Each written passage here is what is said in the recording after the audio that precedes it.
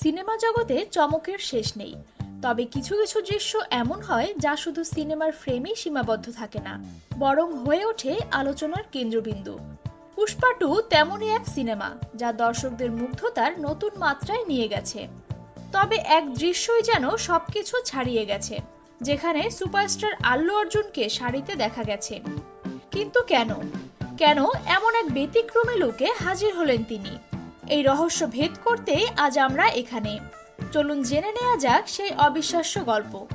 Pushpa two মুক্তির পর থেকেই বক্স অফিসে ঝড় তুলেছে এবং দর্শকদের মনের গভীরে দাগ কেটেছে।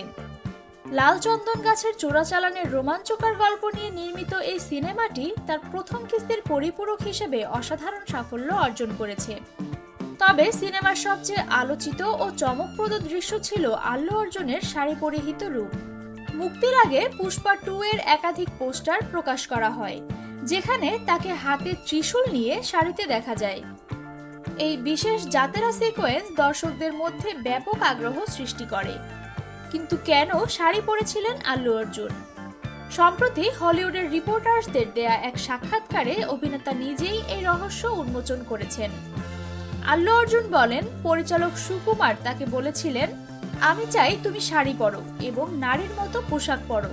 প্রথমে আমি দ্বিধায় ছিলাম, তবে পরে বুঝলাম এটি সিনেমার জন্য একটি বড় ইউএসপি হতে যাচ্ছে। তবে পরিচালক সুকুমার স্পষ্টভাবে বলেছিলেন, চরিত্রে পুরুষালী ভাব যেন একদমই হারিয়ে না যায়। আমরা ঠিক করেছিলাম শাড়ি পরলেও চরিত্রে আলফানেস বজায় রাখতে হবে, যেন সে শক্তিশালী ও দৃঢ় প্রতিজ্ঞ দেখায়। গত বছরের 5 ডিসেম্বর মুক্তি পাওয়া পুষ্পা টু প্রথম দিনেই 260 কোটি রুপি আয় করে, যা প্যান ইন্ডিয়া সিনেমার মধ্যে সর্বোচ্চ।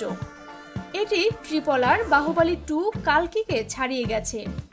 এখন পর্যন্ত সিনেমাটি বিশ্বব্যাপী আয় করেছে 1738 কোটি রুপি, যা বাংলাদেশি মুদ্রায় প্রায় 2438 কোটি 70 লাখ টাকা। এই সিনেমায় আল্লু অর্জুনের স্ত্রীর চরিত্রে অভিনয় করেছেন রাশমিকা মান্দানা। তার অনবদ্য পারফরমেন্স দর্শকদের মুগ্ধ করেছে। পুষ্পা টু শুধুমাত্র একটি সিনেমা নয়, এটি ভারতীয় চলচ্চিত্রের ইতিহাস তৈরি করেছে।